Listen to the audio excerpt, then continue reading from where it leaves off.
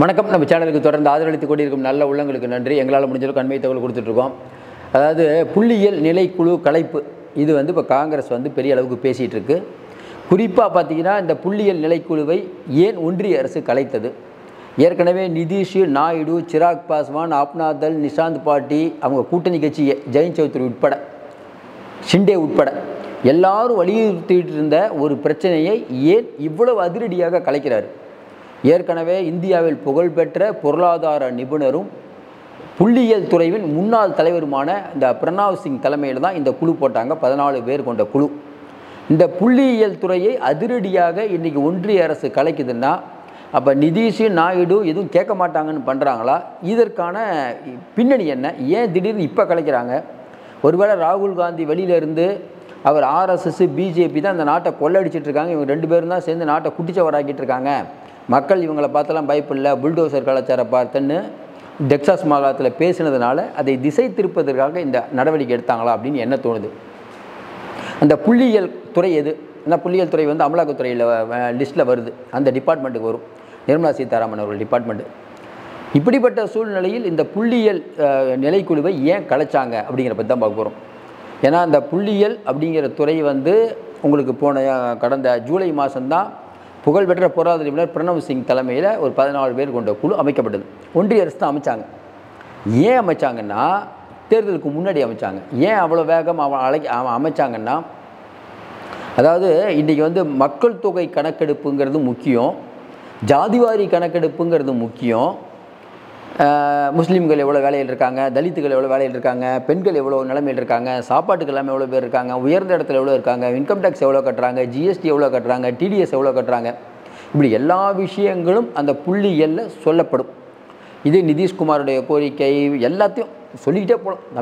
தமிழ்நாட்டில் ராமதாஸ் ஐயா, திமுக எல்லாம் கேட்டுட்டு இருப்பாங்க. இப்படிப்பட்ட நிலையில் இதை அமைக்கிறாங்க. இந்த ஜூலை மாதம் ஒரு 2 மாதத்துக்கு முன்னாடி கூட இல்லை நாங்கள் பண்ணிடுவோம் அப்படின்னு சொன்னாங்க. அப்படிப்பட்ட சூழ்நிலையில் இன்றைக்கி அந்த பிரணாவ் சிங் அவரும் அந்த 14 உறுப்பினர்களுக்கும் வேலையே கொடுக்கல. அவங்க ஒன்றிய அரசை தொடர்ந்து எப்போ எடுக்கலாம்னு வலியுறுத்திக்கிட்டே இருந்தாங்க. சொல்லாமல் அவங்களுக்கே சொல்லியான்.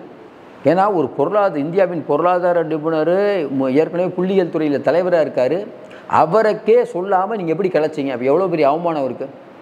ஏன் பிஜேபி இதை கலைக்குது?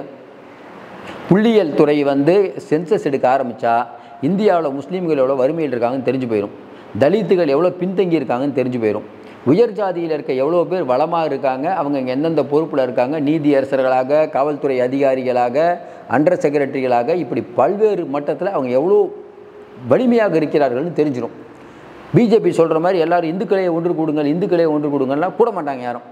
யாதவர் ஒன்று, முதலியார் ஒன்று, செட்டியார் ஒன்று, அப்படின்னு பல வன்னியர் ஒன்று பிரிஞ்சு போயிடுவாங்க. இது நடக்கக்கூடாதுங்கிறதுக்காக தான் இந்துக்களை ஒன்று கொடுங்கள்னு சொல்லணும்ல. ஏன்னா பிராமினும் இந்துவான், பூமிகாரும் இந்துவான், ராஜபுத்திரனும் இந்துவான். ஆனால் ராஜபுத்திர இனம், அதாவது யோகி இனம், அதை வச்சு ஒரு யாதவ பையனை கொள்ளுவாங்க. இப்போ தான் என்கவுண்டர் பண்ணாங்கல்ல, ராகுல் காந்தி சொன்னார்ல. அப்போ ஓபிசி அப்படிங்கிற ஒன்றை மொத்தமாக இந்துக்கள்ங்கிற போர்வையில் ஒன்றாக்குறது பிஜேபியோட எண்ணம். இது ஜாதிவாரி கணக்கெடுப்படுத்த முடிஞ்சு போயிடும் கதை.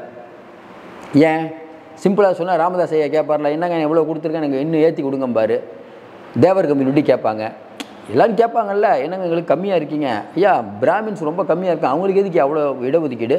அதுவும் உயர் ஜாதியில் இருக்கக்கூடிய முற்பட்ட சமூகத்தை சேர்ந்தவருக்கு தனி ஒதுக்கீடு. இதெல்லாம் ஐயா மோடி அவர்கள் பண்ணுற வேலை. அப்படிப்பட்ட சூழ்நிலையில் இன்றைக்கி தலித்துகள், இஸ்லாமியர்கள் எப்படி இருப்பாங்க, எஸ்சி எஸ்டி பழங்குடியினர் என்ன நிலைமையில் இருக்காங்க அப்படின்னு தெரிஞ்சிடும் அப்படிங்கிறதுக்காக எடுக்க மாட்டாங்க. இது இவங்க எடுக்க மாட்டாங்க நல்லா தெரிஞ்சு தான் காங்கிரஸ் ரொம்ப தொடர்ந்து சொல்லிகிட்டு இருக்கு. இப்போ புள்ளியியல் துறையை கலைத்ததன் விளைவாக நிதிஷ், நாயுடு, சிராக் பாஸ்வானுக்கெல்லாம் பெரிய நாமம் போட்டாங்க. சரி, இது ஏன் கலைச்சாங்க அப்படின்னு போது நமக்கு என்ன சந்தேகம்னா, ஏற்கனவே இன்றைக்கி நாடாளுமன்றத்தில் நிறைய நிலைக்குழுக்கள் இருக்குது, உங்களுக்கு தெரியும். 14 நிலைக்குழுக்கள் இருக்குது. ஒரு இதில் 32 உறுப்பினர். அப்போ இன்றைக்கி இருக்கக்கூடிய நிலைமையில் எல்லா இடத்துலையும் பிஜேபி வர முடியாது.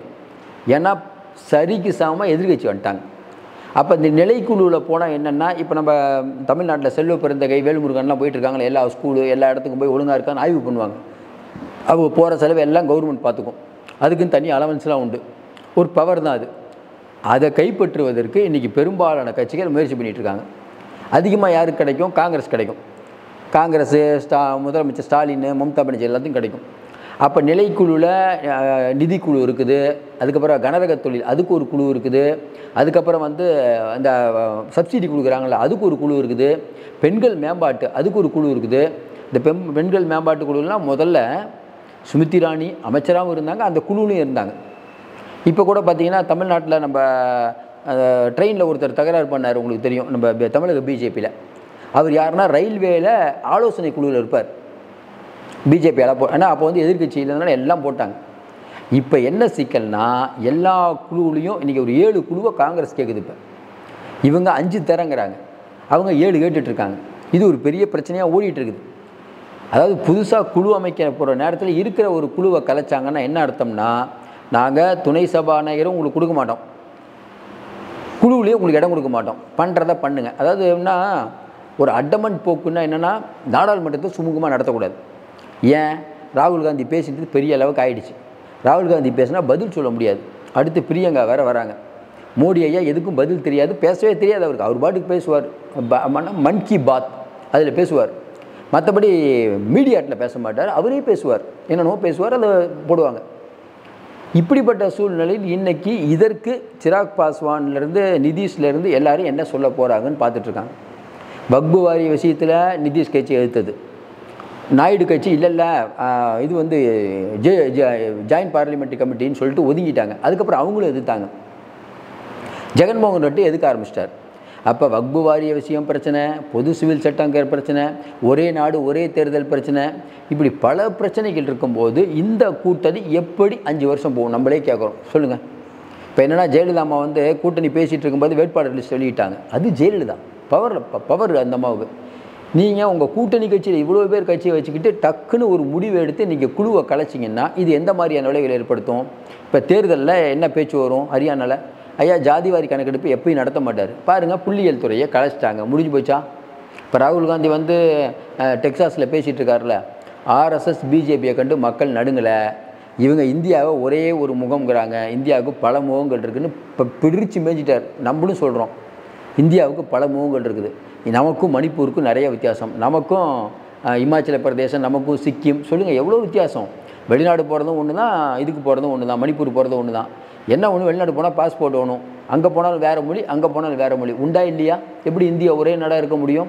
இதை வச்சு தான் ரொம்ப நாளாக பிஜேபி ஓட்டிகிட்டு இருக்குது, ஒரே நாடு ஒரே நாடு ஒரே நாடு. ஆர்எஸ்எஸ் இப்போ ஆர்எஸ்எஸ் உடைய கொள்கை என்ன? சென்செக்ஸ் எடுக்கக்கூடாது, எடுத்தால் மாட்டிக்குவோம். அந்த ஆர்எஸ்எஸ் கொள்கையை ஐயா மோடி பண்ணிகிட்ருக்காரு. ஏற்கனவே ஆர்எஸ்எஸ்ஸாக இருக்கிறவர்கள் அரசாங்க வேலையில் இருக்கலாம்னு மோடி ஒன்று சொன்னார், நம்ம தொடர்ந்து சொன்னோம். இப்போ என்ன நடந்துக்குது? ஹரியானாவில் முழுக்க ஆர்எஸ்எஸ்காரங்க இறங்கிட்டாங்க. ஏன் காஷ்மீரில் அந்த மாத்தோ அவர் யார்? ஏற்கனவே இந்த ஆர்எஸ்எஸ்ல இருந்தவர் தான். ஆர்எஸ்எஸ்ல இருக்கக்கூடிய நகர் பிஜேபி மோடி வந்து விளக்குறாரு அவரை. அதே ஆள் இப்போ பிஜேபிக்கு பொறுப்பாளராக போட்டிருக்காங்க. இப்படி மோடி விளக்கு நாளுக்கு எப்படி நீங்கள் பொறுப்பு கொடுப்பீங்க? ஆர்எஸ்எஸும் மோடியும் ஒன்று தான், 2 பேரும் அடிக்கிற மாதிரி அடிச்சுக்குவாங்க, நம்ம தெரியும் இவங்களை பற்றி.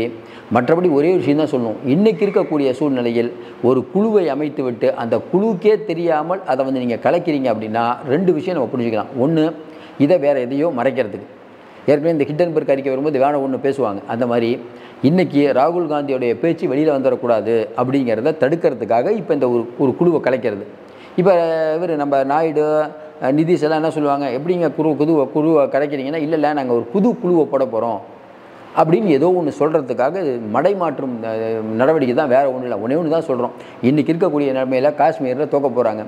என்ன சொல்கிறாரு அங்கே போய் நம்ம அமித்ஷா, எப்படி வந்து ஒரே நாடு கொடுக்க முடியும், அதாவது என்னென்னா யூனியன் பிரதேசத்தை எப்படி வந்து இதாக மாற்ற முடியும், ஸ்டேட் இதாக மாற்ற முடியும், நாங்கள் தான் கொடுக்கணுங்கிறாரு.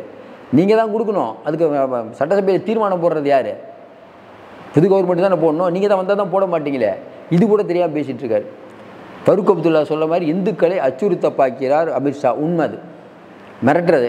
ஏங்க நாங்கள் வந்தால் தான் எல்லாம் நடக்கும், ஓட்டு போடல ரொம்ப இது என்னது பாண்டினே தெரில. தொடர்ந்து நம்ம சொல்கிறோம், இவங்க ஹரியானாவில் நாளுக்கு நாள் என்ன ஒன்றே ஒன்று, இந்த பிரிஞ்சு பூஷன் சொன்ன வார்த்தை நம்ம ஏற்கனவே சொல்லியிருந்தோம். விகேஷ் போகத்தை வந்து வில்லை அப்படின்னு சொன்னார். உடனே மேலிடம் கூப்பிட்டு கட்டி நமக்கு சொன்னோம் இது நடக்கும்னு. மேலிடம் கூப்பிட்டு என்ன சொன்னாங்க, அதை பற்றிலாம் நீ பேசாதன்ட்டாங்க. இது வரைக்கும் பிரிஞ்சு பூஷனை கண்டிக்காத பிஜேபி கண்டிக்குதுன்னா, ஏன்னா ஒரு தங்கம் வாங்க போகிற ஒரு பொண்ணு தங்கம் வாங்காமல் திரும்பிட்டா அது அனுதாபத்தில் இருக்காங்க மக்கள். அந்த பொண்ணை நீங்கள் வில்லின்ட்டீங்க. இது ஒன்று போதும் பிஜேபி அவுட் ஆகிறதுக்கு. இருக்கிற 10 ஓட்டு போகுது பாருங்கள். ஹரியானாவில் இவங்க வாங்க போகுது மரணடி.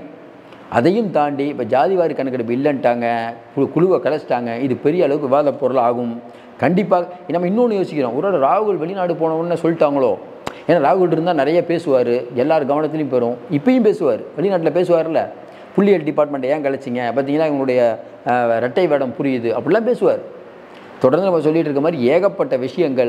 இந்த புள்ளியியல் துறையை கலைத்து பிஜேபி வரலாற்று பிழை பண்ணிட்டாங்க. இது இனிமேல் எப்போ இவங்க குழு போட்டு எப்போ என்ன சொல்லுவாங்க, இன்னொரு நாங்கள் குழு போடுறோம் ஆளுங்கள்லாம் போட்டு. ஏற்கனவே இருந்தவரே பொருளாதார நிபுணர், அப்புறம் எதுக்கு அவரை போட்டிங்க?